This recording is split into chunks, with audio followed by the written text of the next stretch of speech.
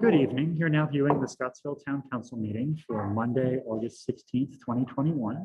This meeting is being conducted pursuant to Virginia Freedom of Information Act and public meeting laws. The town has also enacted a ordinance for remote participation in meetings when individual town council members are unable to attend.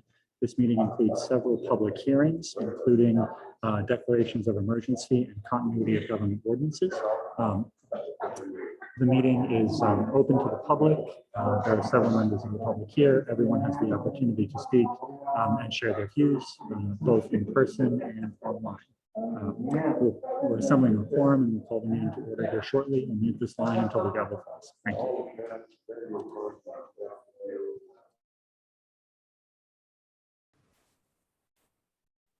Good evening, Matt.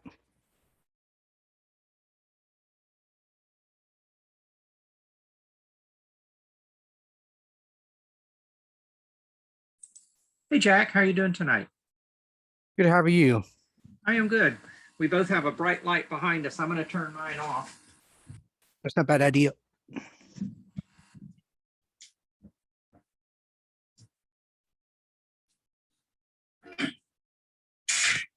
So now you're in the dark, Jack. Mine just makes it more darker. Yeah. Yeah, I always worry about being too much backlit, but Yeah. Anyway. We are supposed to get affected by that tropical storm this week.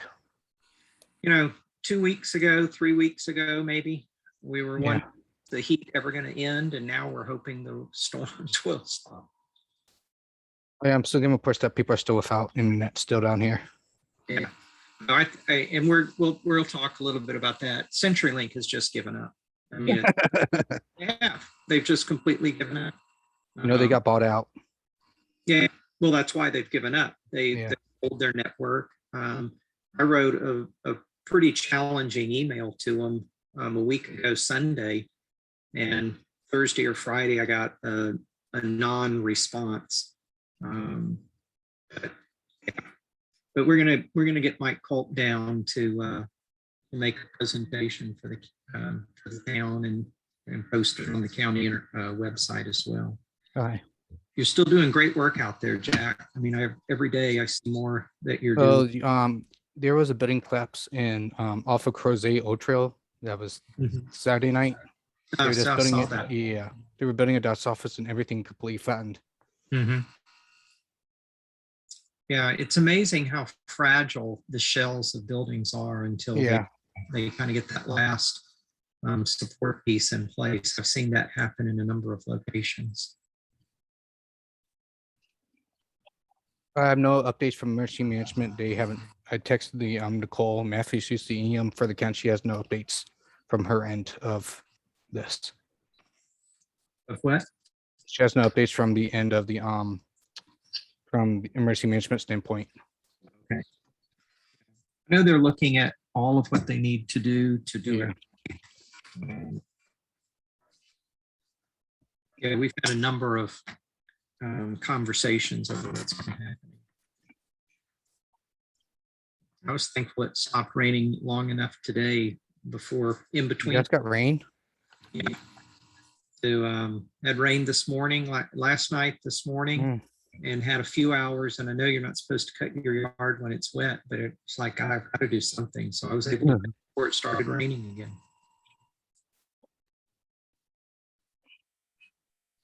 Oh, my webcam I use for this type of thing is at church, so I don't have it. Mm-hmm.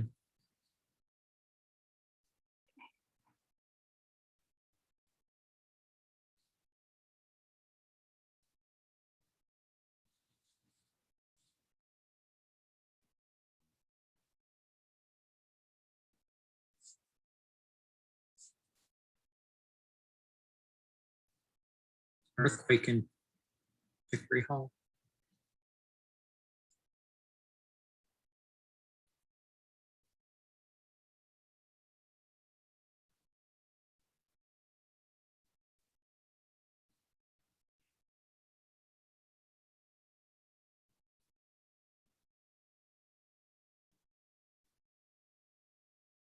And if y'all can hear, the town of Scottsville is muted.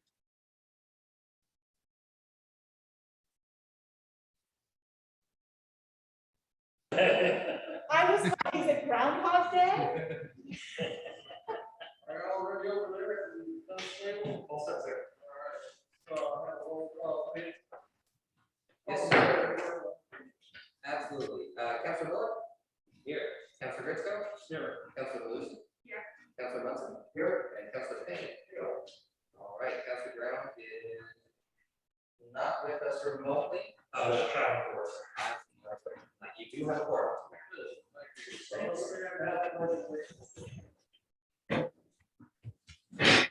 To the flag of the United States of America, and to the republic for which it stands, one nation, under God, indivisible, liberty and justice. Thank you. The consent calendar this evening is the approval of the agenda of the financial report from July 2021, the past meeting minutes for July 12 work session and July 19 meeting, and the minutes from the June 15, 2020 meetings. Sorry, just the June 15th. Just June 15. We're making a format change on the other ones. I need to get, this was part of the discussion with the former clerk of, who came to visit us, helped educate me about some of our obligations there. I need to make a format change that we discussed earlier and get the appropriate archivist paper that these should be going on. Once all of that's in place, we'll do a big batch of minutes next month. All right, is everybody clear on the consent calendar? Does anyone have any questions? I have one question. The financial report for July, is that in the emails? Was that in our packet or did we not? Oh, I think we received that for the work session, but you're right, it wasn't in the packet from the email that went around with this one. If you'd like to strike that, we could adopt that next month as well.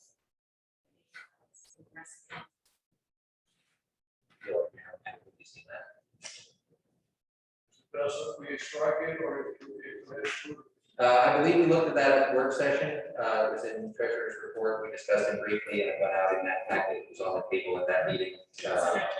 No changes at all in that, but I don't think it went out with any. anyone have any problems with leaving the financial report in the consent calendar? I hear a motion to approve the consent calendar. I move we approve this consent calendar. Is there a second? Yeah. And all in favor?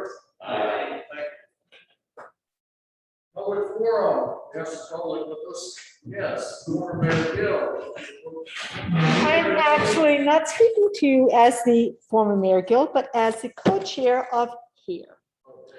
And we have, part of the COVID funds that we received, we did a partnership with the town, which I reported on last month.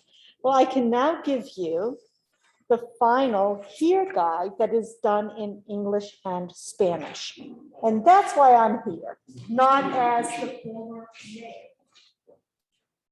This one we had the, Yes. we have it. So I don't have to use. But, well. My skin thing. Okay. You do that. But I don't think- Okay, thank you.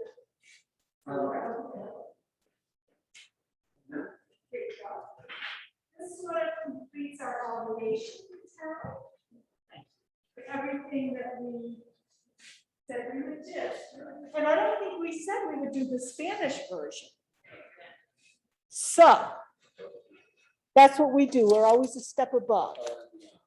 Exactly. And you'll be hearing more from us later. I understand that. I want to thank you and all those responsible for that office there. Boy, that's some nice folks down there. And there was a lot of good information available for anybody that showed up and take part in that. Yes. So, And it was really good to see you and Laura and Stuart.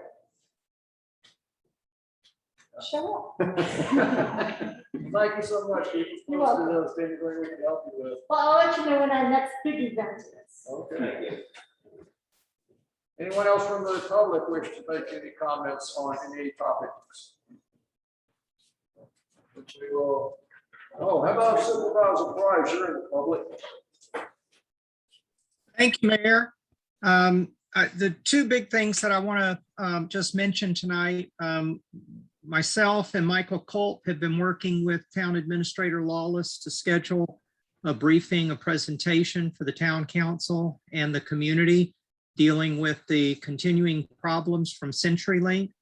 A week ago Sunday, I wrote a pretty strong email to their local point of contact. Thursday or Friday, I got a very non-responsive reply. Candidly, I believe CenturyLink, having sold their network, has completely given up on trying to get any service to their current customers. We are optimistic that Apollo, which has purchased the network, will over time greatly improve the situation, but it's obvious that that is not going to be today, tomorrow, next week, next month. It's going to take a while, and hopefully that will improve. For those who may be eligible, it's not my position to advocate for any particular company. Shentel Beam does offer an alternative for some people within the area. So you may want to look in to see whether you fall within the distance range for their service if you're unable to get a response from CenturyLink. So I was actually just looking up the date. I'll leave it with Town Administrator Lawless to state the date that Mr. Culp and I will be coming before the Town Council for that presentation. The second thing is, as you know, and Jack Maxwell, who is here on the Zoom, who has really done yeoman's work. That's a positive comment from a Navy experience, has really done a great job. No, we bow at your altar, Jack, for the work that you have done. You've created an emergency response center for the community, and the work that you're doing is absolutely incredible. And we all owe you a debt of gratitude. You're able to provide some detail to the state and county that would have been much more time consuming for them to get. I would also say that the county is working with the state in order to ascertain whether a state declaration of emergency may be appropriate. There are some steps that we have to go through in order to make sure that if that is requested and approved, that it's done right. Different from a federal declaration of an emergency, it does not provide sort of the expectation of the same measure of response that a FEMA team would have, but the county is very concerned about what has been happening due to weather in the southern part of the county. And I just want to let people know that I've had a number of conversations with county executive leadership on that. So those are the two things I've got. And Mr. Mayor and Mr. Lawless, I will be going to Richmond the middle of the day on Thursday, the day after our board meeting. So if we could look to possibly on Friday getting together for our bi-monthly post Board of Supervisors meeting, I'll try and work that with you. And other than that, I'm here to either answer or at least hear your questions so I can get responses if you have anything else for me.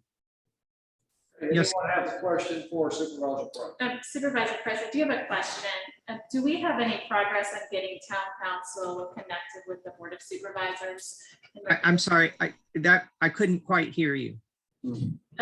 If someone could repeat this for me, do we have any?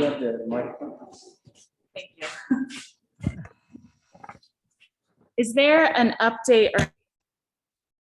or? Now I've completely lost the volume, just completely disappeared. I don't know if it got disconnected. Can't hear anything from that microphone right now. I have a question in connecting Board of Supervisors with Town Council. Has there been any update or progress? I'm not sure exactly what you mean, Councilor Malusi, in connecting. We have had numerous conversations about growth area plan, getting our comp plan within the county planning's sources, so that when you're making plans and funding and capital projects and roadway priorities, that it includes Scottsville in terms of information for your staff versus excludes. And that's been an ongoing conversation for over a year, and just wondered if there was any progress. I'm not sure that I can say definitively there is any progress, but I will take this, and before I log off, I will send a follow-up email to Mr. Walker, our Deputy County Executive who oversees the community development area. And get back with you, Counselor Malusi, on that. All right, great. Thank you. Supervisor Price, this is Dan. I wanted to take a minute or two to mention something to you to see if I might throw an idea your way related to the county parks. And what this relates to is, for a number of years, we've been working on the Van Cleef Nature Area, and one of the key resources to that was Dan Mahan, and Matt had let me know that Dan has retired. Is that correct, Matt? Dan is retired. So he was a really helpful resource and advocate a number of times.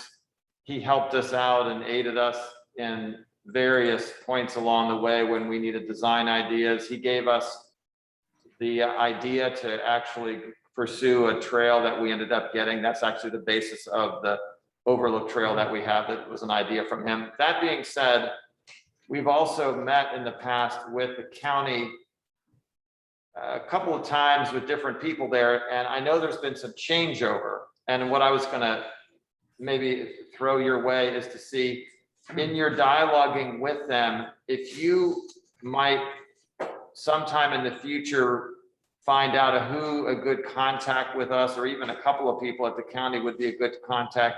Not necessarily that we're asking for money, but it'd be good as we work on further projects in the Van Cleef Nature Area. We could use somebody like Dan or others in the County Parks Department who may give us some advice or be a resource or help us think of grants, etc. So he was a real key person, and just letting you know, we appreciate what he did. At the same time, happy that he's retiring for him, but for us, it's a loss. So just throwing that your way.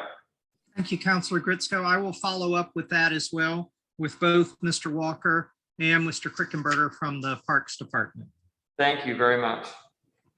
Any other questions for Supervisor Price? Thank you so much for being with us this evening. Thank you, Mayor, for the opportunity, and I look forward to getting together with you on Friday. I think I have the whole day open for you, so just name a time. It'll be a long meeting. Thanks, Mayor. Thanks again. All right, reports of charter committees. The planning commission is not here this evening. Matt, is there anything? Did you have a report? Or do you want to take this? Oh, okay, let me get my report. It's brief. I'm not going to go over everything I said last week at the work session. There's only been a few new things. One, the main thing is on this past Friday, former mayor and co-chair here, Nancy Gill, and I met with a video conference with Mayor Polk of Remington. They are exploring a streetscape project. And so with Nancy's expertise and my involvement with Streetscape 2 more than Streetscape 1, we tried to answer his questions, and I think he was happy he spent the hour with us, so we're going to see what comes from that. We'll keep in touch with him. Also, I invited him to come to our DMV select grand opening next Tuesday at 11:30, and everybody's invited for that.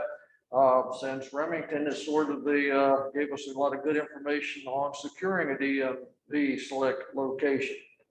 That opened officially this morning. I came over about 10 o'clock to discuss some open matters with Matt and Thomas, and the place is full of customers.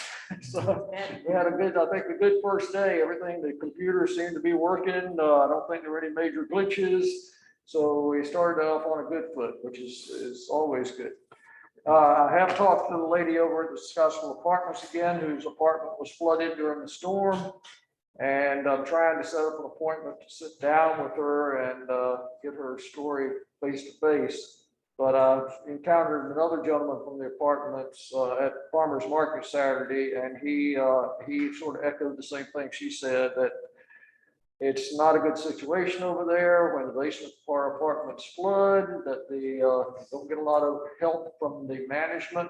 And so we're working on trying to to see what's going on over there, and we'll relay that information to Supervisor Price and Piedmont Housing Authority and see what kind of help we can get with that.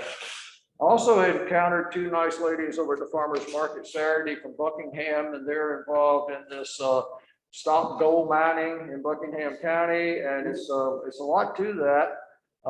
So I invited them to get back in touch with me, and we'll make arrangements for them to give a presentation at either a work session or a council meeting sometime, which I thought would be appropriate.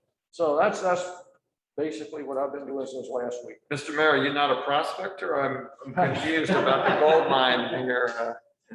No, you know, if you read, you're a historian, you know what happened in Alaska and California after the big rush. You know, a few people got rich and they were usually the ones that supplied the gold miners, not with equipment, not the gold miners themselves. I guess I'm interested. Tell me where this gold is. I'm kind of interested. There's a big Dan's vein, prospector. supposedly a big vein that runs up from Pennsylvania all the way down to Buckingham. Well, County. Buckingham used to have a gold mine years Yeah. ago. So it, you know, it's sort of like strip mining. They come in and tear up everything, and we'll get these ladies over to speak one night. So any other questions for me before we get into committees? Let's start on the end then with Zach and ARB. Sure, thank you. A few things let's cover, sort of the action items the ARB took. So I'll begin with a query. And that's for government services, because I was brought up a couple times at work session, the HB 1778, which is for lack of a better expression, a clutter ordinance, which empowers localities to prevent, or rather to compel, property owners to clean up property that has stuff accumulating in their properties. This has become an issue in the historic district in some locations, and people have come before the ARB talking about it, or to the town, you know, how do we clean up a property or whatever, and we can't do much because there's rarely a health violation. That's really where our power lies. And so I've mentioned before to council about pursuing this, maybe either just in the historic overlay district or in the town at large. But our last ARB meeting, we also discussed putting this in front of government services to get some feedback from government services about the way to go forward with this. Okay. We do not have a sample of this ordinance yet, because it has not yet gone before the, and Matt can say more about this, but there's no sample ordinance in Virginia yet for this. It just came into law in early July. That's right. The city of Hampton is in the lead working on this, but they have not adopted anything yet. Right. So we don't have specific language to work with. We just have the language that's in the bill. So we want to put that in front of government services to get some feedback before I think we drafted something, or maybe before we asked town staff to draft something. Beforehand. Okay. Okay. So, and then maybe bring that back to work session as well, just so we can all talk about it. Because I'd like to get a clear sense from council about how you would like to go forward with it. I've got a sense that that's something we're interested in, but where our priorities are, so the town at large or the historic district itself. We approved a sign for car insurance that's going in Food Lion Center, so we had a nice meeting about that. We've also decided to move forward with legal action related to properties that have been rated poor in town. As I stated in previous meetings, this year we have more poor rated properties in town than we have had in the last 4 or 5 years. In poor condition means there's structural damage to the building or it's unsealed. And some of these properties have been in this condition for upwards of 4 years and without any response from said property owners. Under advice of our attorney, we were told to pick a case to move forward. We can't take them all at one time. I believe right now we have 18 properties at the time of our inventory. We've made some progress with some of those, which is good. But we have not made progress with most of them yet. And so we have decided to move forward with a civil suit on the dollhouse, which is one that has been in need of work for well over 4 years. Chimney issues, foundation issues, roof issues that need to be remediated, and that the property owners have still failed to meet with the ARB even to discuss or address. So we're moving forward with this with the support of council, and I appreciate everyone's support in doing so. Our historic properties are what really make this town significant and make it an interesting place to be. This particular property was picked not only for the amount of time it's been rated in poor condition, the lack of response from the property owner, but also the significant historic value of the building being one of the oldest in town and located on East Main Street, sort of one of our major corridors into town. And fourth, we have a vacancy on the ARB that opened up this month. So if you are interested in serving on the Architectural Review Board, you can apply, send a cover letter, resume to town staff. We should have a notice up on the town website so you can find it there. We're also specifically at this time looking to recruit licensed architects to the ARB, and especially if that licensed architect has a background in architectural history. This is so that we can meet the expectation of the certified local government program that we're trying to participate in the state of Virginia to get our historic overlay district a little more attention and opportunities for increased funding and professional training for the board. Thank you. Okay, any questions for Mr. Bullock? Let's move to Dan.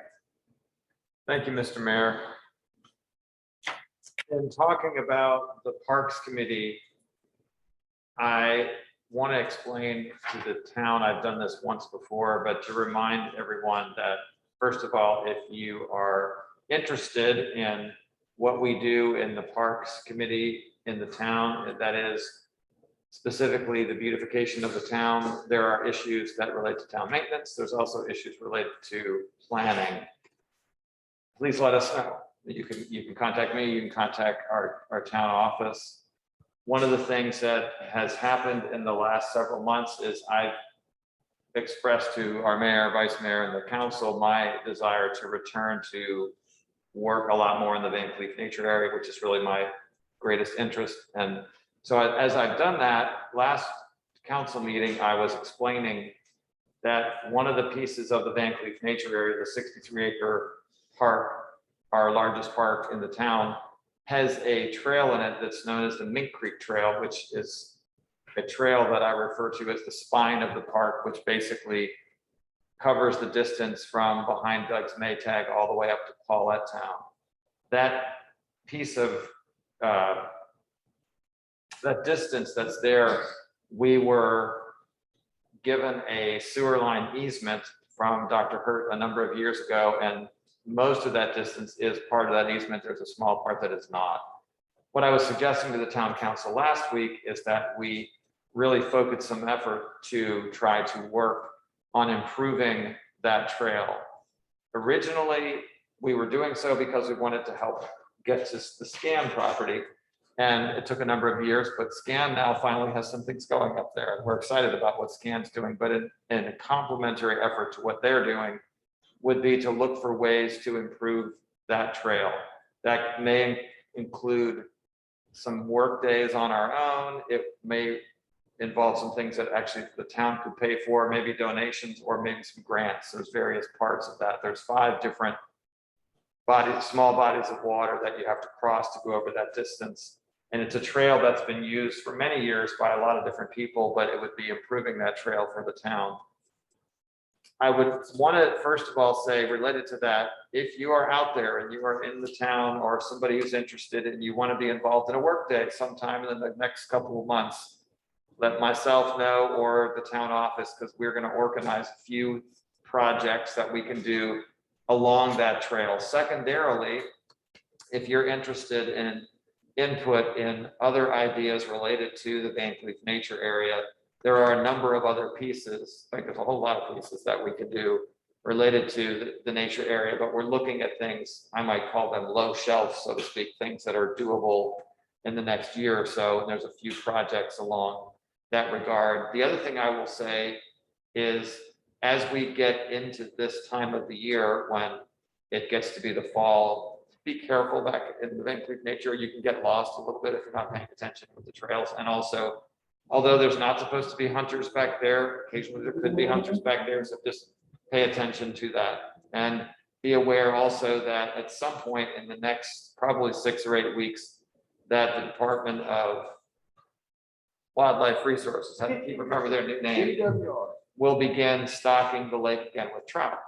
And one of the suggestions our town clerk had, which I think is a really good one, is to improve some of the access points along the lake. I was actually looking at that myself today, and I will, Thomas, you and I can talk a little bit more about that, because there's a few places that would be helpful. Right now, the biggest problem is vegetation, but there are other issues that we have to address once that vegetation isn't there, meaning just there's a lot of weeds. Beyond that, excited also, they will, once a year, they stock the lake with catfish. That also takes place sometime in October. Typically, it's been about the 4th year that we've had that time. Thank you. We appreciate all you do. My last shift at the Scottsville Museum, met a couple I had met before, and they live in Lake Monticello, and they come here to walk the trails, particularly Van Cleef. So word is out. It's great to hear. Let's go to the other end. Mr. Payne, you got anything for public safety? Oh, we did not. Okay. I think it was the old. Anything else we need to know that's going on? I did get an email from the chief. We think are having one of our part-time officers may be stepping down. So that seems to be his indication. So we may be putting out the word for an open position for too long. And that's just recently happened, so we may not have had a chance to let you know what's going on. Mr. Munson, any questions for Mr. Payne? Yeah, Mr. Munson. Yeah, we've got a couple of things going on with economic development. Matt and I, mostly Matt, completed a grant application for a small business incubator grant here in Scottsville, with the idea that we will offer a several-week course on how to write a business plan, and at the end of that period, the participants will submit one, and we will be judged by a group of successful Scottsville entrepreneurs. And probably the top 2 judged most viable will get a $15,000 grant to start their business here in one of our vacant businesses in Scottsville. So we should hear about whether we get that, in September, early September, I believe. And the tea leaves look really good, so we expect that to happen. We've also reached out to the UVA Small Business Incubator in Charlottesville, see if we can get down there and just make them aware of the open business or the open space here, retail and office in Scottsville. So that's another avenue we're pursuing. And then finally, I've been talking to a gentleman who is moving forward with offering backhoe tours here in Scottsville, starting next year. It looks increasingly viable, and we're doing everything we can to support him. So I think that would be a great asset to him. Stuart, when you say bateau tours, are you meaning you would put a boat in the river? You put a boat in the river, yep. One of the things I was just going to say, if you don't mind me following up on that for a moment, would be in the creative sense. So I say this, and I hope I don't shoot myself in the foot by saying this, but there are a number of possibilities around here. You could think out of the box related to whether it's somebody who uses their, what do they call those boats? What do they have in the river? Jet boats that they have in the river, whether it's something like that, or there's several different stretches of, like, for example, the hardware that somebody could put kayak, like an upscale kayaker on or something. I'd be interested at some point to talk to you more, just in the sense that this area, I've, in my own thinking and research before, there's a number of other maybe designer kind of things we could add to what our 2 outfitters already do that could make this more of an interesting destination. And having been with my friend one time on a jet boat, which was somewhat of a scary experience on the James River, but at the same time, it's pretty cool. It's pretty cool. So in other words, there's different possibilities that you could do that would make a lot of other draws. And so somebody with a bateau boat, that would be so cool. That would be very cool. Yeah, thanks. Any other questions for Stuart? Vice Mayor Lucy. All right, 3 committee updates, farmers market. So Caitlin Walls has successfully taken over management as our new farmers market manager, and Things have been going well. She's been managing things for a couple of months now. One of the things that she did mention is that in the fall, the farmer's market attendance drops down. So as school starts up, attendance drops down. So if any council members or public have creative ideas, to remind our citizens that the farmers still need to feed their families and children too. And they still have lots of produce. Fall is actually one of the most productive, especially in terms of greens and so forth. We would love to keep that attendance up and to really support them. For government services, we spent a bulk of our meeting honing in on the capital project list that we reviewed about a year ago. And so we went through that list. Committee members then took that out and they're spending more time. And what we're doing is taking each of the capital projects that we came up with on the list and putting timeframes on it as to when they need to be addressed. The reason being is to help council prioritize the American Rescue Plan funds. Remember, we have that $500,000 minus some funds to allocate, and it's not real clear what the priorities are among council. The other recommendation that government services has, and this has worked well for council in the past, is that you set up a special meeting to discuss specifically those capital projects or other projects that have come up in discussion through grants that have been submitted, through feedback from the public community, or through interest in your individual committees, so that we can basically map out over the next 3 years how we're going to use those funds. So I'll leave that to Mayor Smith to call us together if everyone's supportive with those recommendations, and we'll try to have that document ready for you next month. That's really helpful, Laura. If I may, I think it would actually, I think, benefit us as a council to have a running document that we check in with monthly or whatever, so that we can see that money, where it's spent, what we still have. Right, we talked about that. And what it's been associated with. So I know we started that process because we were, saying, where do we want the money? We want to put it in the, we want to put it in the riverfront, we want to put it in the police vehicles, et cetera, et cetera, et cetera, maintenance things, whatever. And so we sort of had a general schematic of where those things were going to go. I think we came to a good consensus that these were areas where we wanted to invest. But I think now that we're starting to spend the money, it'd be good to keep track of it. And if our priorities change, yes, how much money do we have left over, to put somewhere else? There's still some areas in our discussion at that meeting as to where are they planning funds and where are they implementation funds, because those are very different. For example, there's been some discussion about Dreams Over Access, and it's right now unclear what exactly are we doing. Are we planting trees and repairing a riparian buffer, or are we investing in a development of a long-term plan for the community? And so I don't have real clear guidance, government services doesn't, so we really like to bring that back to council to kind of work through and clarify. So that's just one example of, yes, we spotted it as a priority, but we haven't clarified what to do with that priority. James River Association will have a plan for us. There are multiple partners that we can work with that have different aspects of a plan. What we don't have is the plan tying them all together. Yes. Okay. And whether there's a priority to put money into making that. Okay. One more committee, events committee. So I sent out an email. Hopefully everyone here received it. If you did not, my apologies. But tomorrow we have an event. So we're going to be getting a lot of feedback from the community of people missing music and wanting music. We have music. 60+ people who are volunteers in the Charlottesville band are coming to Scottsville. It's been a long time since they've been to town. They will be performing at Canal Basin Square from 7:30 to 8:30. So it's an hour concert. We need some help with setting up chairs. I think they've got it down to rhythm, but if any of you are available to help set up chairs about 5 o'clock, please stop by. We could use extra hands. If you're available earlier, please let me know. And then also taking them down at the end of the day. If there is rain, the band is making the determination at noon as to whether to perform or to cancel. So if there's a question of rain or a certainty of rain, they will cancel. Good news, they will reschedule till later. So we'll work on that date.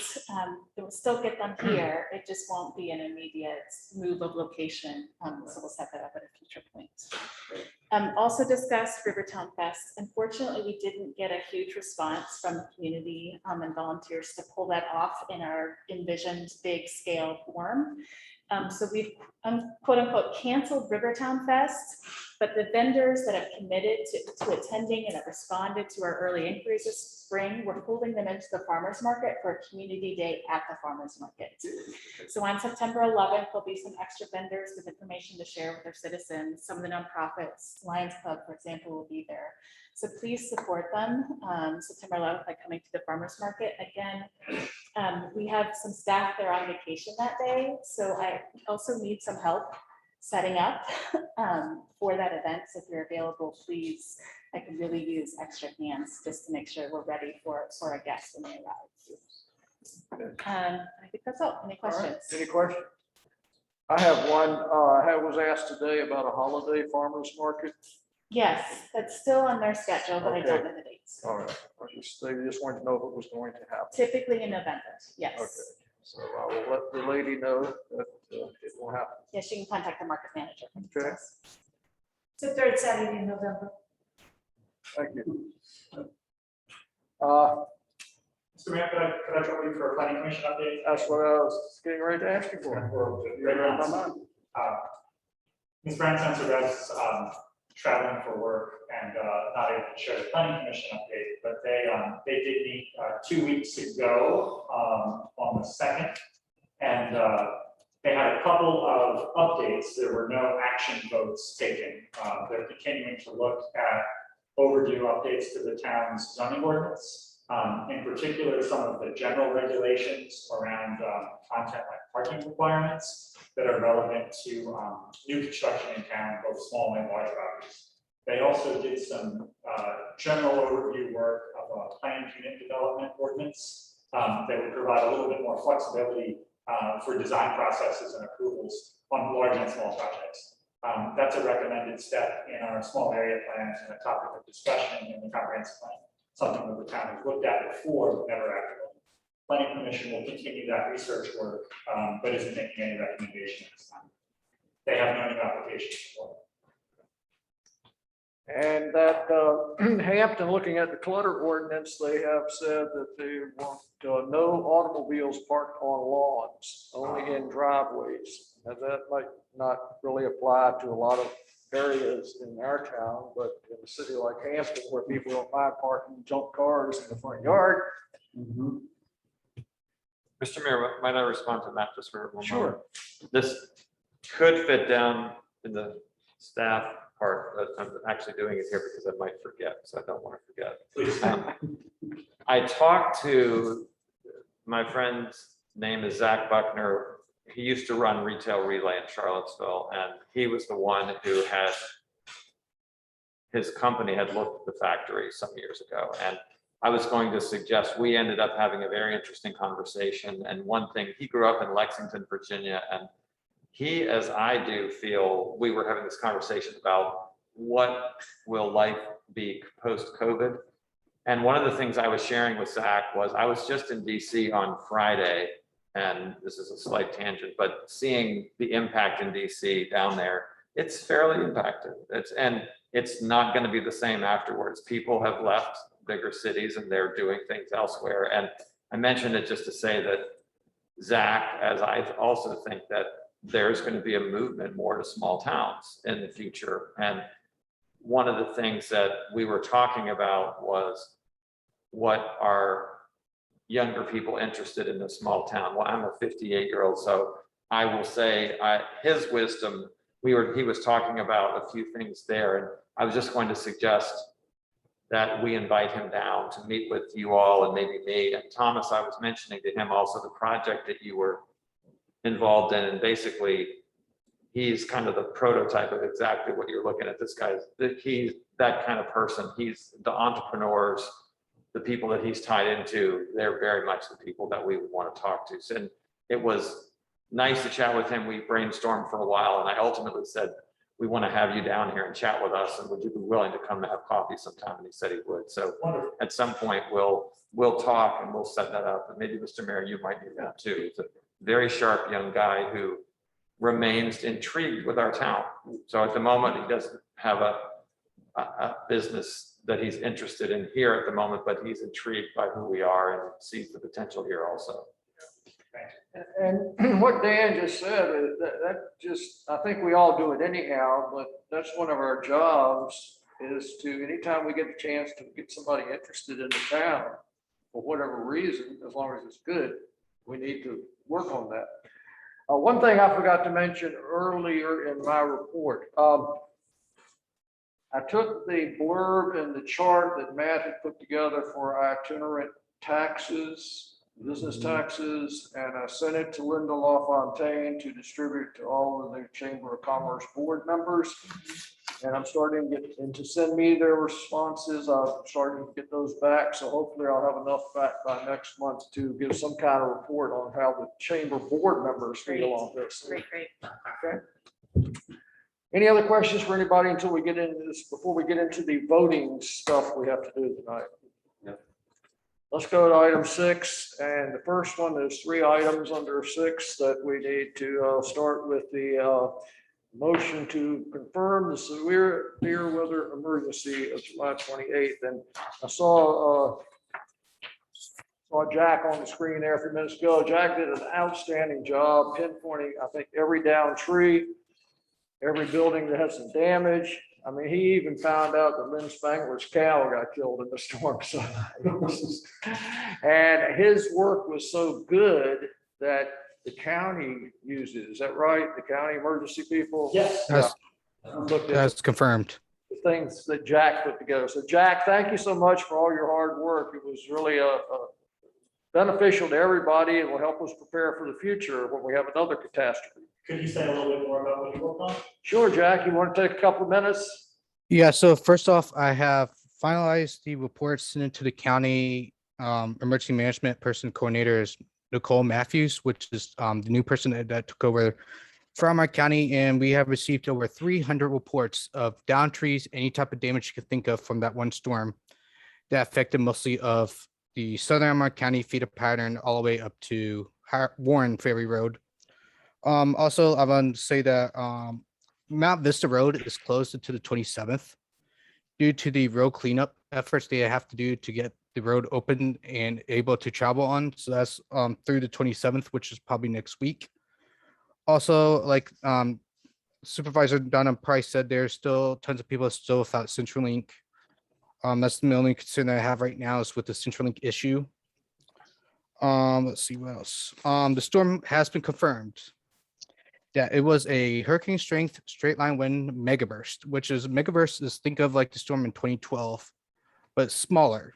Nothing like crash traffic like we had with the derecho in 2012. But also the National Weather Service did come up with a new system to alert people if you have your phones and we have that destructive type of storm at 80 miles per hour, they will send out a notification to your phone that probably potentially says that it's a destructive severe thunderstorm warning, which is something new that came out. Also, the Scottsville Fire Department has removed the porta john that got flipped into the river and started flowing down the river to about where I do believe where the oil, the gas line is that goes underneath the James River. That's where they found it. So it's been put back in place. Also, some major damage. We had about 4 houses got destroyed. One of them was in the 9,000 block of Porter Creek Mount, and also one at Ashton Place, which is off of Mount Vista, right next to Spengler's Farm, and also another house off of Crawford Farm. It's off of 726, I believe.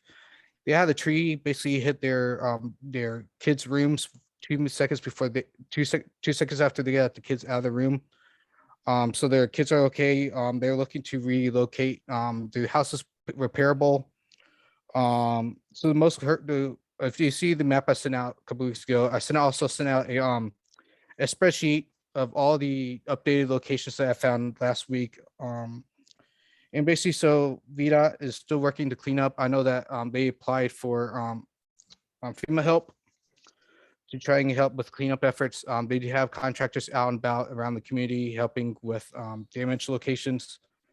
Right now, again, Mountain Vista Road from James River Road all the way to Langhorne Road to Irish Road is closed until the 27th.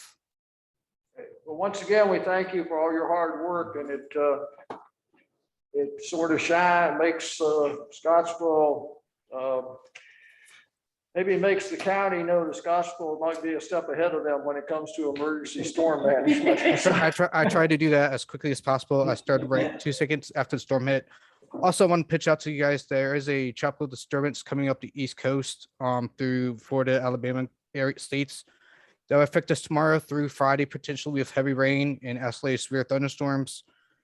So I'll be monitoring that. I went ahead and issued Scottsville a storm mode for the potential of flash flooding and also due to the cleanup efforts that's still happening down here in Scottsville.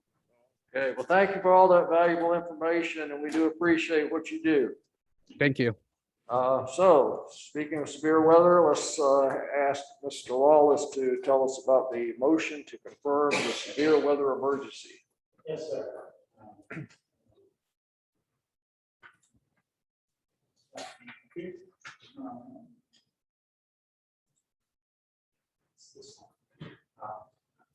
Again, I want to thank and recognize Jack Maxwell's exemplary volunteer work. Among all of the volunteer work from the Scottsville Volunteer Fire Department and many citizens going around with chainsaws and helping the neighbors. This storm, we went from everybody's power out on Thursday to a very normal looking Saturday farmers market. And damage has continued in the outlying rural area for some time. They're still dealing with attacks on Mountain Vista Road. It'll take a long time for farms to recover and a century for trees to recover. But folks stayed safe and neighbors helped each other. Jack did more detailed damage assessment work than anyone else, volunteer or paid. So real hats off to him for the attention to detail in documenting everything that happened with this storm. It really is seriously helpful in receiving emergency assistance like this. Supervisor Price described the way that the emergency management sort of chain of command goes from town to county to Richmond to Washington. And based on the severity of the disaster, calibrating the right amount of relief that a hurricane that affects multiple states triggers a different kind of response than a very localized disaster like this one. So we had our staff declared local emergency in the moment, and town council has the opportunity now to ratify that emergency with their vote. And then we'll use our damage assessment, working with our insurance agent and Mr. Maxwell's assessment to describe what's going on to Richmond and Washington and calibrate the response the right way. But this is where it starts with your action. Okay, any questions for Matt? We'll hear a motion that we confirm the severe weather emergency of July 28th, 29th, 2021. I make a motion to confirm the severe weather emergency for July 28th and 29th of 2021. And is there a second? I'll second. And is there any further discussion? If not, I'll ask Thomas to call the vote. Yes, sir. Councilor Buck. Yes. Yes. Yes. Yes. Yeah. Motion carries. Next is a motion to confirm the COVID Delta emergency beginning August 12th of this year. Mr. Wallace.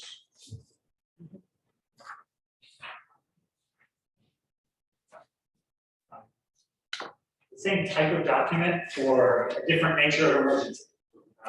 The town acted under a state of local emergency that ran concurrent with the federal emergency declaration from March of 2020 until June of 2021, the longest state of emergency the town has ever had. The state's emergency order expired at the end of June. The national emergency did not. President Biden extended the federal emergency back in February that had been enacted by President Trump in 2020. The federal emergency continues, and there's now a patchwork of local declarations around the state as localities look at the state of their COVID pandemic and the rapidity of the Delta variant spread and how full their hospitals are, trying to calibrate how they change the way they do business and the way that they inform the public. I listened to the Blue Ridge Health District briefing today. They are seeing the UVA hospital filling up, especially because our ICU draws cases from around the state. And as a hospital in Bristol or Roanoke fills, we get the overflow. We're watching workplace cases and outbreaks very closely. We have cases in the schools here. The health district is very concerned about the rapid increase in Delta positive cases. And the age group that has had the most rapid increase is the 0 to 9-year-olds. So they're describing this as a pandemic that is affecting unvaccinated people more. And that means all of our kids under 12. So the CDC advice is to get vaccinated, wear masks, and limit large indoor gatherings. As a locality, we have difficulty complying with those things outside of the declared emergency. So I bring that recommendation for you so that we can best follow our CDC guidance. Of course, many places in the state are not doing that. And that's also a legitimate response of their local governments. So, any questions for Matt? If not, I would ask for a motion to confirm the COVID Delta emergency beginning August 12th of this year.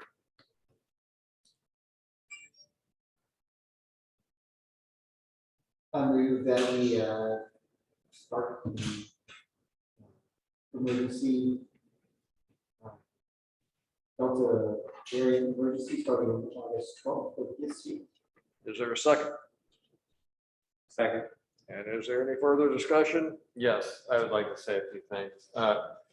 One of the things I said last week when we talked about this is I wanted to say that ultimately as a town, I think maybe not every citizen would be aware of this. We really have two options to go forward.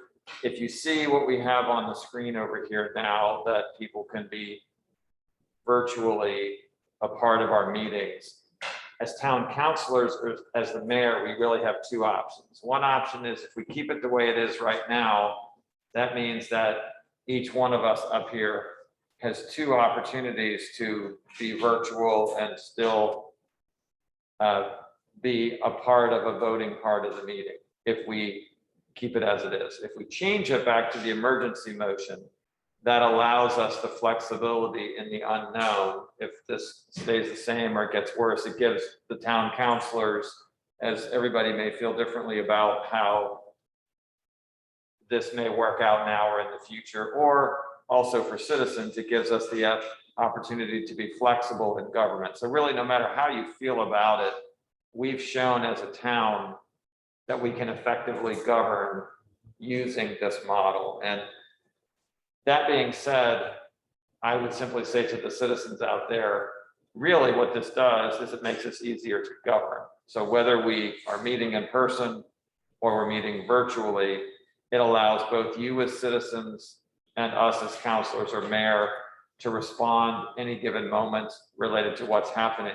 I would also say that if you have any concerns about what we're doing, we very much intend, and I think I speak for everybody here when I say everything we want to do as a council is we want it to be open and we want the public to know what we're doing. So if there's any way that you feel like there's information that you want to know about that we don't, that you don't know about, please let us know. But that being said, I think a motion like this has something we've been doing for a long time. It's proven, we've proven successful at it. I hope you feel the same way as a town. And I also say that it allows for us, even the diversity of opinions on the subject, to all effectively govern together, which I think really makes it nice. Thank you, Dan. I think that's important. And I think this doesn't preclude us from meeting in person. And if you want to come and be here in council chambers, which is my preference personally, I can come and be here. What this allows us to do is be voting members of this body at a distance, which we would not be allowed to do if we did not have this declaration. And so if one of us has to quarantine because we have an exposure, even if we're not ill, right, we wouldn't be able to participate in the public session or work sessions. I think one of the other aspects of this declaration is it also impacts all of our committees. So our committees, when we are meeting in person, the committees are required to meet in person. And so it gives the flexibility to the staff and those other volunteers and committees to do their work in a way that keeps committee members engaged and the work accomplished. And I'm really, having children in this high-risk category, I want to be a leader that takes the steps to give the flexibility and sets the example to keep them safe. So I'm very supportive, even if it doesn't feel like an emergency. This is one way to really show that we care. All good comments. And I think they underscore the type of people I have on either side of me here, because we all care about our fellow citizens. I think it's. So, any further discussion? We'll call for the vote. Mr. Unsworth? Yes, sir. Yes. Yes. Yes. Yes. No. Thank you all very much. The motion will carry forward. Item 6B, the VDOT Transportation Alternatives Grant for the sidewalk improvements. We need to continuity of governance, so we can actually. Oh, we missed one. I'm sorry. I checked it off too fast. My fault. Okay, let's hear about the continuity of government ordinance.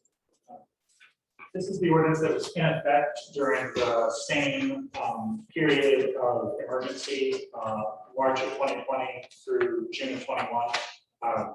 With excellent research from Virginia's legal community last year, we discovered this is the appropriate way to balance the Freedom of Information Act open meeting requirements with the practical requirements of the kind of emergency we find ourselves in, where this kind of meeting is difficult.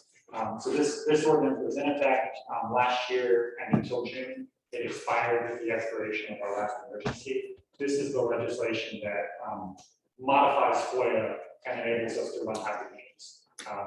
Council worked with this for a year and a half, and I'm happy to answer any of the questions. The only changes to this ordinance are the updated details of the dates and describing the current code conditions. And this is what we have to update every 60 days, correct? To maintain. Yeah, I'm looking for that in the ordinance.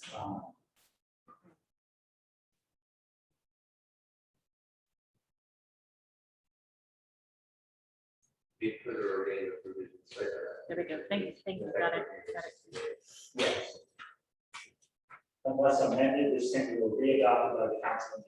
So to Mr. Briscoe's comment about maintaining public input, communication, and consent, this is the mechanism by which we do that. Any other questions? I hear a motion. So moved. Okay. Well said. For once, Dan's a man of few words, but Second. seconded by Mr. Bullock. Any other discussion? No, I just think it's important for us, because I think we are in a pretty fluid situation right now. So I think it's important for us to just keep our, wits about us and know, and so that we do authentically reevaluate this, every 60 days and see where we're standing. Because I don't think, so that's all. Mr. Unsworth? Yes, sir. Council vote? Yes. Council Rivertown? Yes. Council Wilson? Yes. Council Watson? Yes. Council Payne? Yes. Thank you all very much. Motion carried. Thank you. Now we'll get to the VDOT transportation. Alternate. Grant for the sidewalk. I thought we had pretty good discussion on this at work session, but we're certainly going to discuss this more.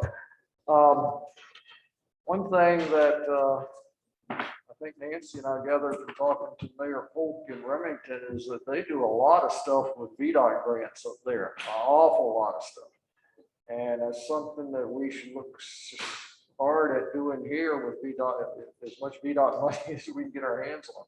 So with that being said, it would probably be worth the town's while to pass this motion, but since we have an odd number of people, I don't get to vote tonight. So You said odd number of people, not odd people. odd number of people. That's right. No odd people up here. So, Mr. Lawless, would you kind of fill in the blanks? The state announced its grant award on this early in 2020. The town had applied for this funding back at the end of 2019. And we're in good company with these awards. Gordonsville, Scottsville, Standardsville, Warrenton, Louisa, and Culpeper were all awarded in the same grant. So our region did very well competing across the state for these funds. There was about a year of pandemic delay. Many of these projects went on hold, not least because VDOT's own staff were working from home and less productive in initiating the contracts. But we were on a timer from the date of the Commonwealth Transportation Board's vote on these award of funds to getting under contract. So unfortunately, we're at that deadline. The action before council is whether to proceed with executing this construction agreement where we work together with VDOT to use their grant funds with the 20% match of the town. And we, we need to keep in mind, even though we have sort of said what we want to do with the other half of the ARPA money, the other 250,000, it's there if we needed it. But what I'm looking at is if we could do this and get these sidewalks, however we could, it doesn't have to be as big a scale as we started out with, it can always be scaled back. Maybe we can get funding to do the sidewalk up Valley Street one day. This is an 80% program. There are 100% programs. I wouldn't hang ourselves into the corner of worry that all of our funding reserves will go to sidewalks. Right. VDOT has 100% program. If we did a successful program with them, then that would make us probably be favorable in doing a sidewalk from the end of the funeral home up to Dollar General, or even around the corner on up to the shopping center, something like that. That was planning commission's thinking in 2017, 2018. The informational conference that I went to with VDOT around the time that we were applying for this was where we became aware of their entire transportation alternatives package, which is what this grant falls under. Under that category, they also have a program called Safe Routes to School that will build sidewalks up to 2 miles to any K-12 school. It's 1.9 miles from the end of the sidewalk outside the funeral home up to the elementary school here. So that was one that we had identified at the same time as get a foot in the door, get in the program, and phase this into multiple steps. We started some conversations with the county, and I think actually in March of 2020, we're scheduled to have a walking tour with several stakeholders from the school district, the county, and a couple other partners that we envision walking the route of that prospective project and trying to build support for it. But that has fallen by the wayside, but we can focus on the application this year in front of us. I mean, I for one have been hesitant about this sidewalk project. Especially following our discussion with the VDOT representative, mostly as it relates to cost overruns, which I think is the biggest issue. I think, but that being said, I think our sidewalks are in need of improvement on the west side of town. I think we owe it to the town to improve those sidewalks, especially having rezoned the Upper Bird Street lot for village residential. And it helped hearing the government services feedback as well that the sidewalks going up Bird Street to the levee wall is really where it's a main thoroughfare of town that needs improvement. And while we're committing to this grant, we've talked to the town as being out of pocket up to $80,000.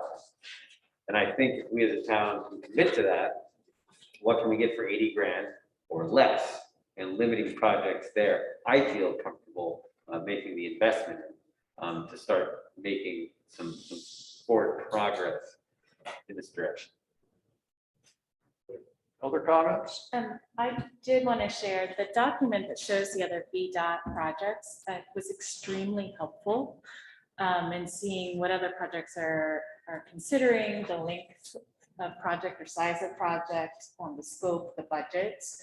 And it became very apparent to me, like as a municipality, we are responsible for taking those steps to provide safe access routes.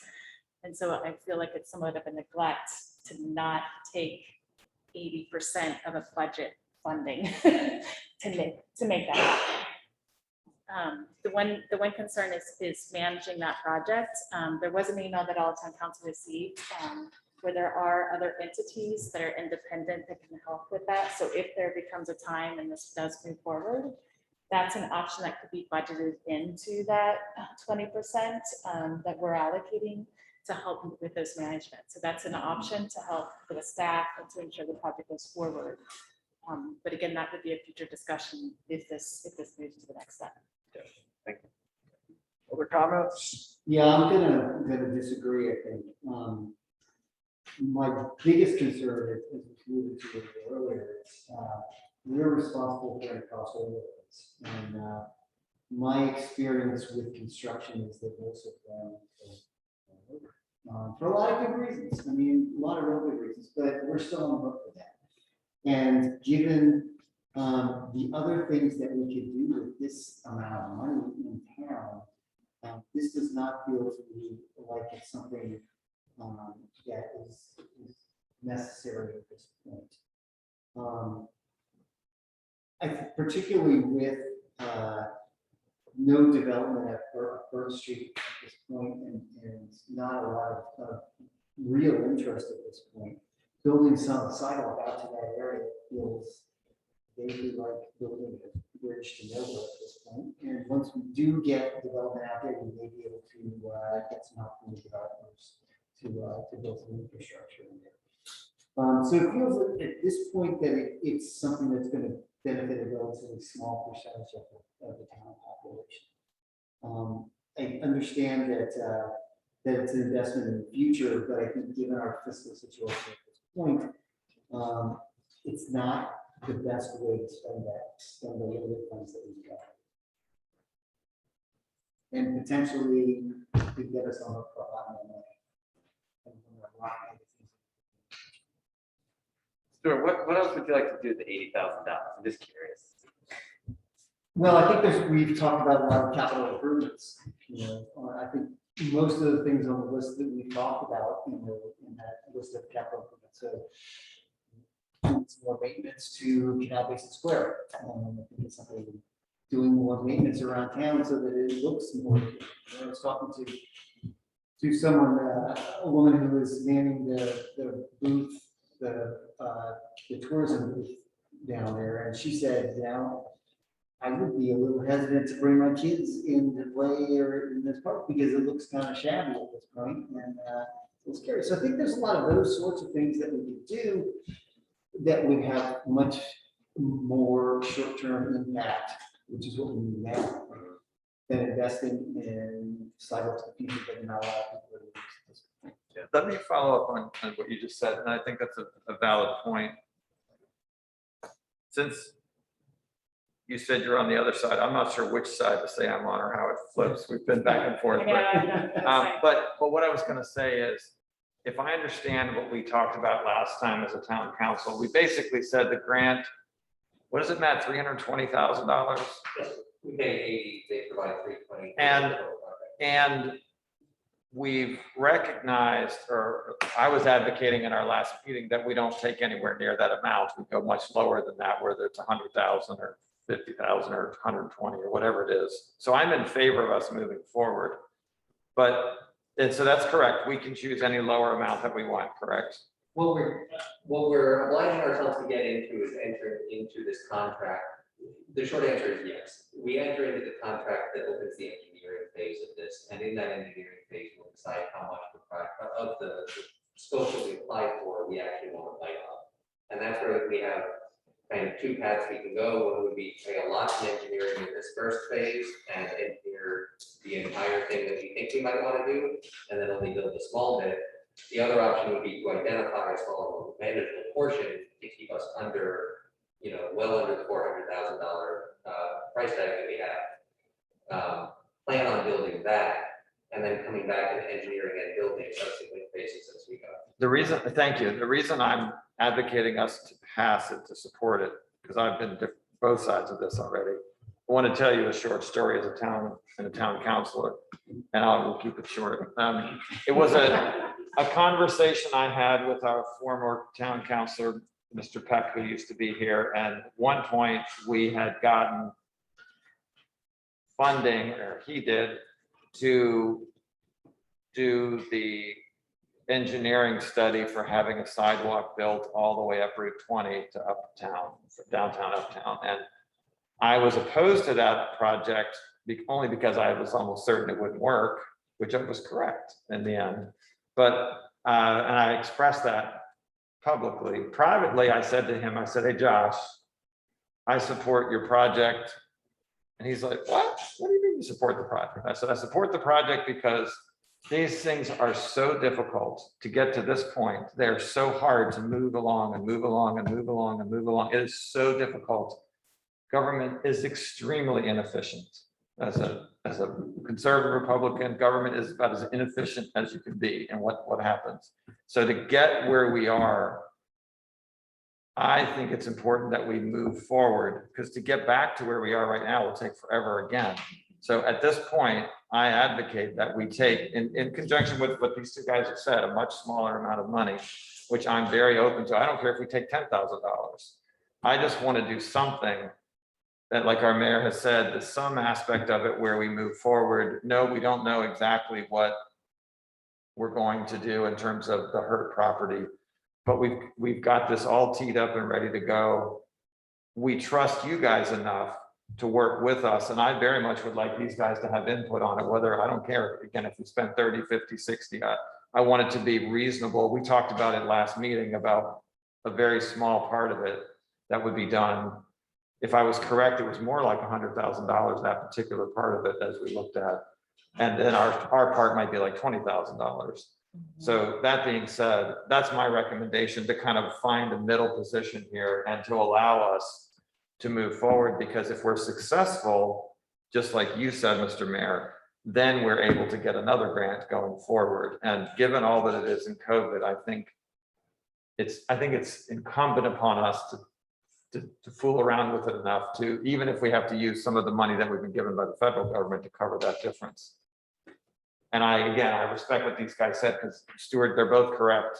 It could cost a lot more money, but if we shoot it for a much smaller project, the overrun is going to be a lot less. So I recommend that we move forward with it.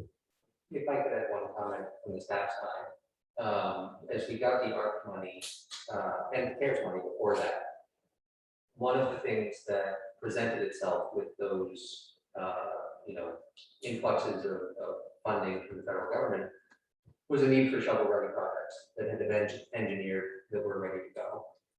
We know that Congress is moving through transportation bills, infrastructure bills right now that could loosen funds for local projects like that. And I would say, what we have seen on the staff side in the past is that there is a benefit to having those things ready to go to apply for this too. And if you feel like this is worthwhile in pursuing, I wouldn't discount the potential for that opportunity to come around again in the future. You would not discount. I think it's there. You're saying if we said no, it still might come back. No, I'm No, saying if you you say say- no to this now, we don't have a shovel-ready project. Should funds like Right. that become Oh, you're saying, say yes. Yeah. Okay, And I'm sympathetic to you, Stuart. Man, when I hear $80,000 and think like Canal Basin Square, I think, yeah, why a sidewalk? The other side of that too, though, is, and I think this might be a detriment just to our current position, because I don't have our sort of capital improvement plan, right?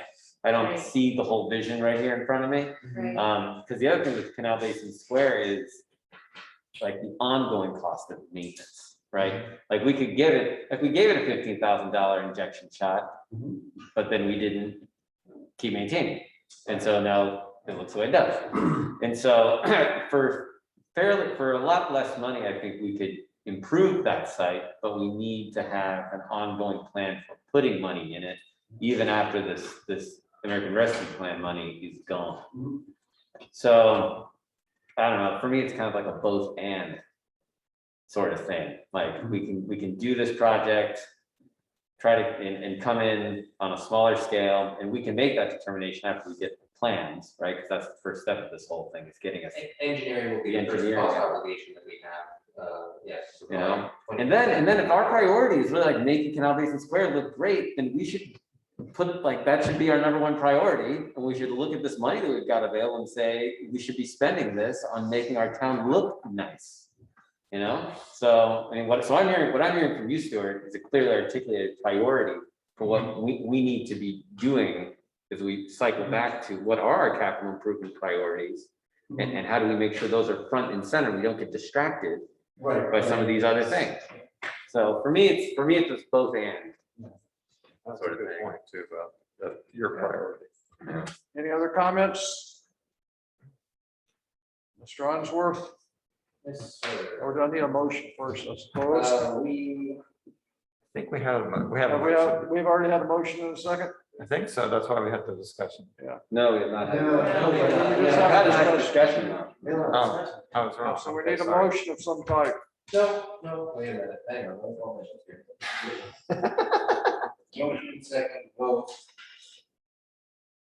We do not have a motion. Yeah. So do I hear a motion, one way or the other, on the grant application, on the transportation alternatives issue?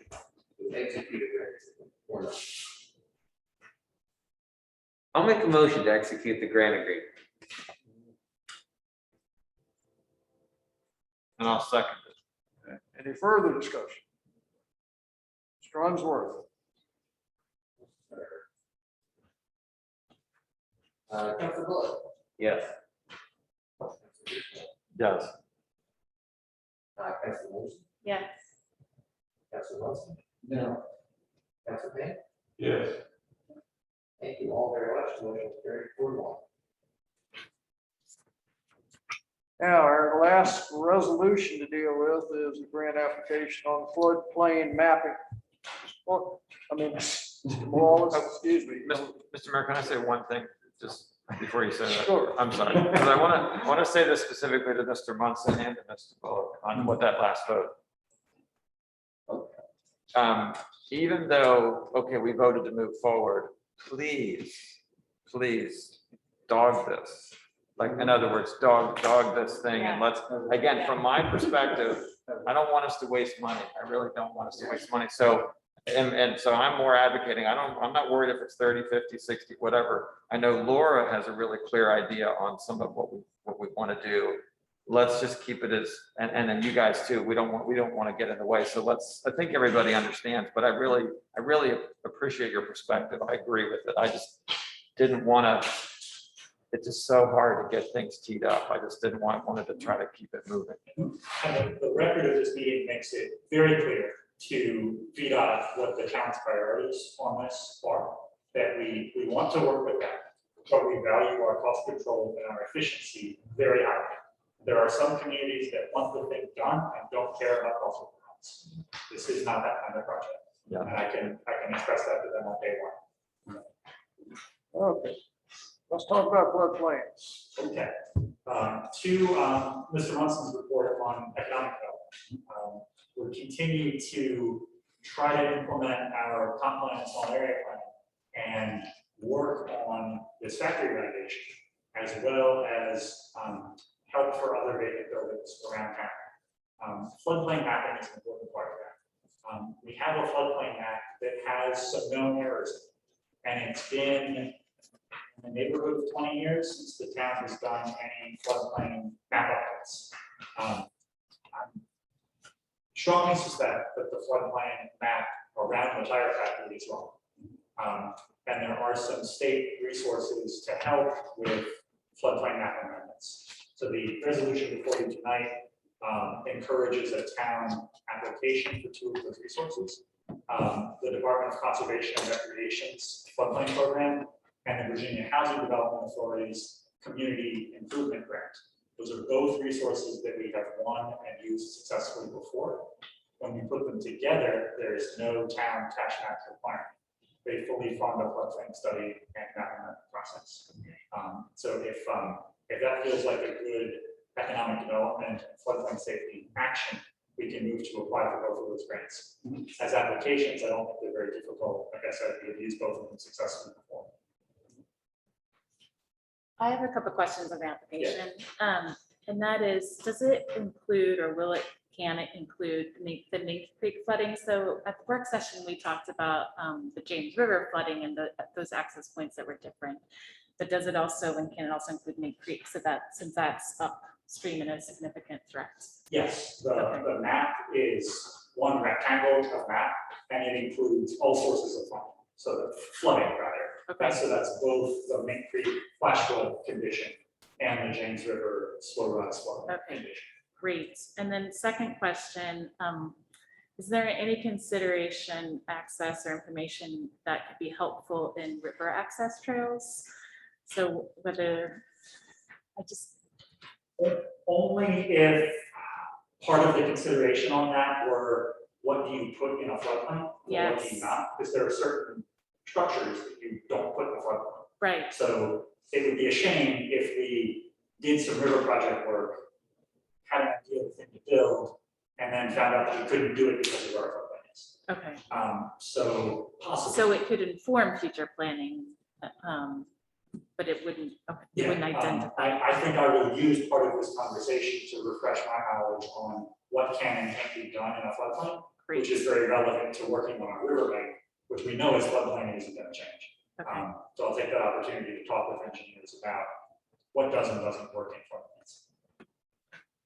Thank you. Any other questions for Matt?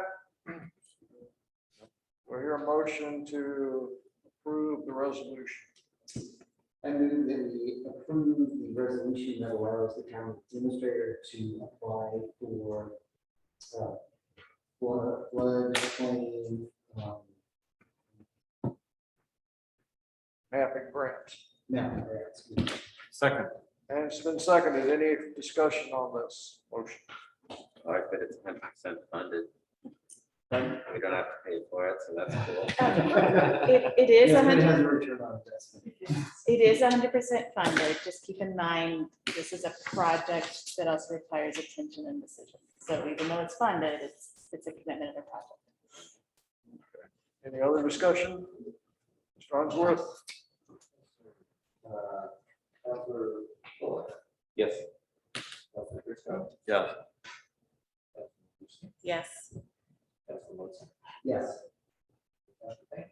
Yes.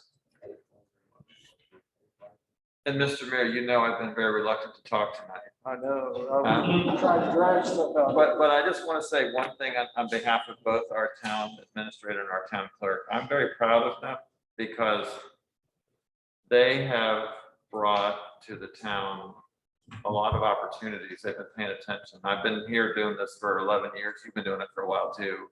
I'm sure I'm sure you see, I mean, we see, recognizing to the town, these guys really are a good team, and it's neat to see opportunities that you're having eyes to see, and please have at it. Keep You know, out there. I think we are so extremely fortunate to have those two guys over there serving our town the way they do, but had it been for Thomas, the EMP select sign would be hanging out here in the lobby now. So they always are looking for ways to improve things. And with all that being said, staff reports, anything else, Mr. Wallace? Mr. Maxwell had one more comment that he is attempting to share. Jack, can you hear us okay?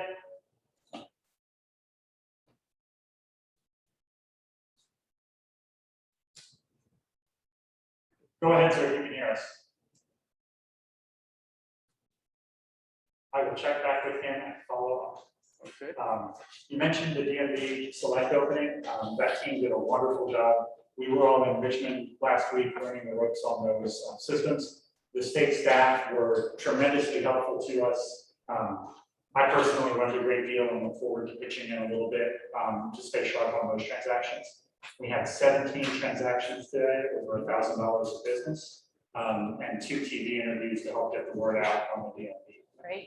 So I'm very proud of the team that we've got, and I appreciate the support of the DMV staff at the state level to make sure we do a good job in Washington. The official ceremony, as the mayor mentioned, is next Tuesday at 11:30. Please join. You have the public health work that we mentioned. Please. Last note of the DMV, if anybody asks you about our new DMV service, they can schedule an appointment at scottsville.org/DMV. Scottsville.org/DMV. It's about easy as a website gets. The committee reports that we mentioned, all have staff work connections. Happy to be a part of that and all the volunteer effort that goes into them. As we said, there are some volunteer openings here on ARB and on several of your committees. So we'll try to get the word out and share those opportunities. But our staff team is in a good place right now, and I appreciate the clear direction on these projects. That makes it much easier for us to do what we do. Thank you. Thank you. I was down at EW Commons this morning, not for DMV purposes, but we have here, John, and they had a line of about 15 people, and I'm not exactly sure how many were in the parking lot because only 10 people could go in at a time and be in the store. So these people in the parking lot were actually waiting to get in line. So I just walked through the line, and as I walked through, I spoke to about 5 or 6 people. And so they live near Scottsville, we got 5 of them.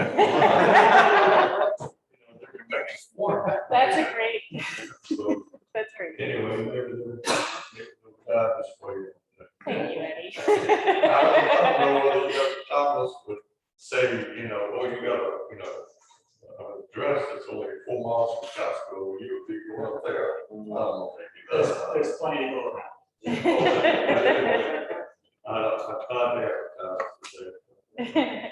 Well, we appreciate you being a good ambassador for the town, and I've got a couple questions for staff, and maybe you too, Mayor Smith.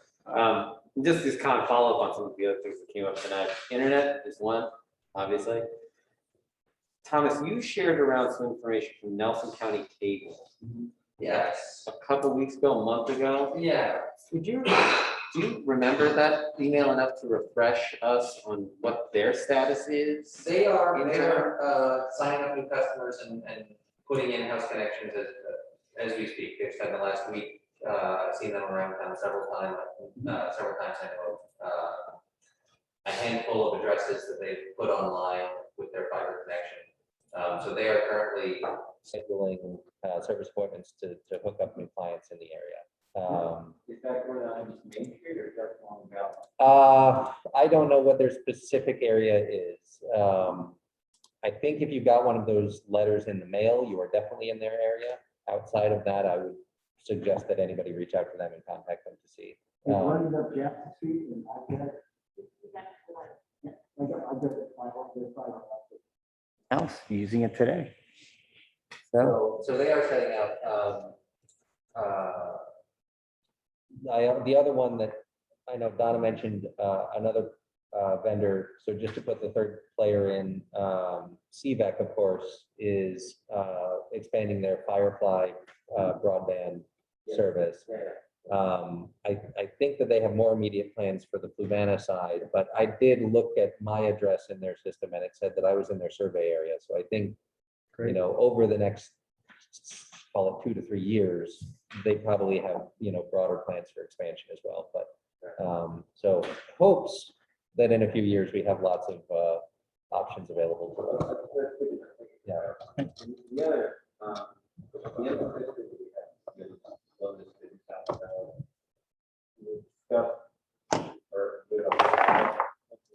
exploring solar energy options in the building.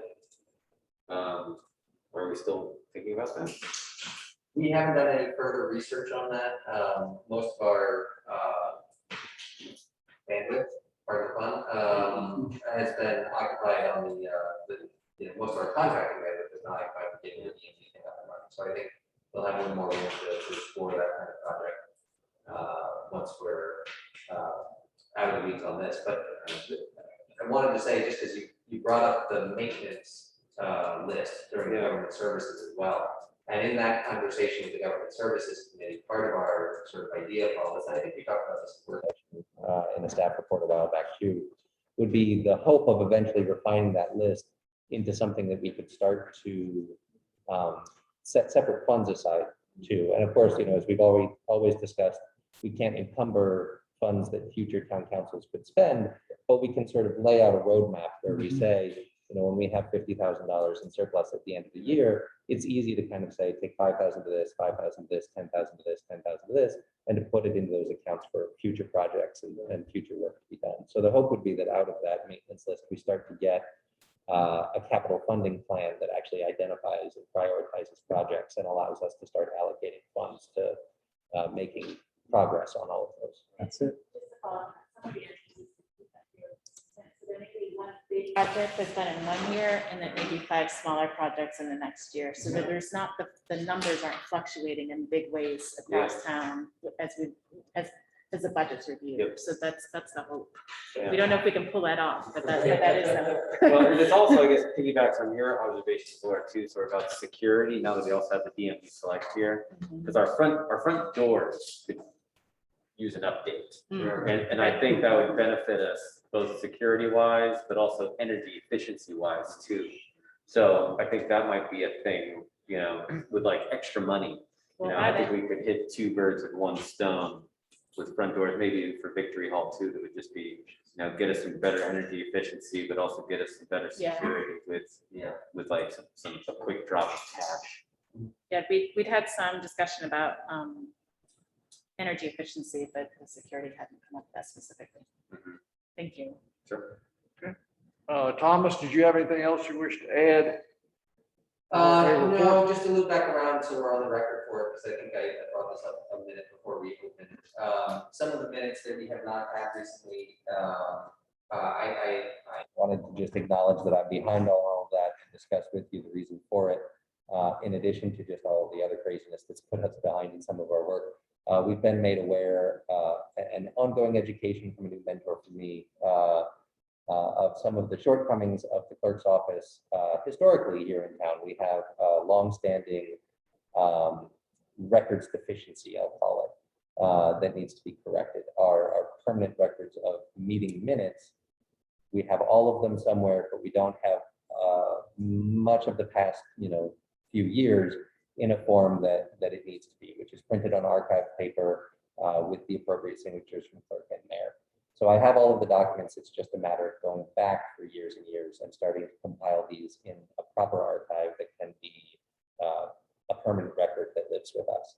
So I want to get this, I want my own work to be at this standard going forward. So there's been a little bit of a delay here as I try to recalibrate and get the next batch of minutes that you all approve up to that standard. And then there will be a process, and this will be more between me and Matt and Ron, of going back and certifying old minutes that have been approved by past town councils and just getting the appropriate signatures on the correct quality of printing and all of that.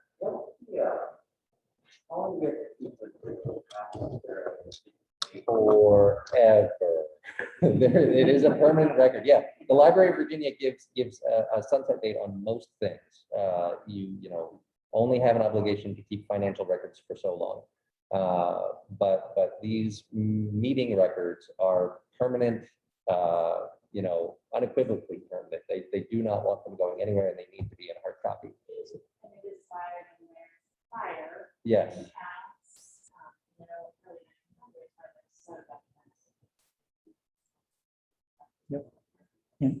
In a sense, that is the most important thing that you do, because it records everything else that you do for posterity.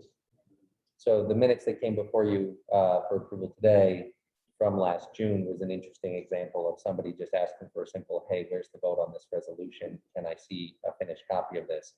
And that just about gave me a heart attack going back and trying to piece this together, because we didn't have the approved minutes. We didn't have a video. It was during the time of Zoom, so I didn't have a tape recording.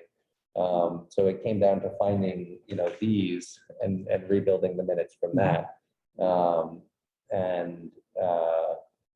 That's sort of the last bit of your safety net that you ever want something to fall on. So it gives me pause to say like that this, will become a higher priority for me going forward. And again, this is ongoing education of your clerk. But That's all we can do. Thank you. Thank you. Questions, comments? Anyone else? That has anything they want to bring up? Fancy. On the poster for tomorrow night's Yes. concert, it Yeah. says that the rain location is Yes, Farmers market. so the events page has been, or the events calendar's been updated. All the email correspondence that it went out to all of our Okay. partners I just- clarified. And we will make the announcement, and I also stated we'll make that announcement tomorrow, so. I yes. just. I didn't wanna realize make it's you aware of that. confusing. They changed their approach this week, so. Another question I have on the 14 acres for the outdoor conservation grant. Yes, Has the property owner signed the contract? no, we've got the survey complete and finalizing that document. It's not executed yet. No money has changed. That's all Thank you. Lauren, do you have your hand up? I do. I have an announcement that is bittersweet. So I've had a hugely increased workload at both work and home, and have made the very difficult decision that I cannot continue. I'm unable to keep my commitments with the town and my commitments to my family and my commitments to a paying job all at the same time. So I am stepping away from this role as both vice mayor and town council member at the end of the month. I promise all of you here, I will not leave you in a lurch. I will see through the commitments that I have reported on this evening. I will continue to work with you as best I can. It's not an easy decision. It's not one that I take incredible joy with, but it's something that I really need to do just to keep those other aspects of my life moving forward. Happy to talk with any of you if you have questions more after the meeting. Mostly, I just want to thank all of you. I want to thank the public. I want to thank the staff. I want to thank the volunteers for trusting me and allowing me to do this public service in the time that I've been able to. It is some of the most rewarding aspects of my adult life thus far. I hope it's not the end. So I'm still here, I'm still available, but I really need to pull back. And it's not with my commitments at work and at home, that they're not short-term, they are long-term changes.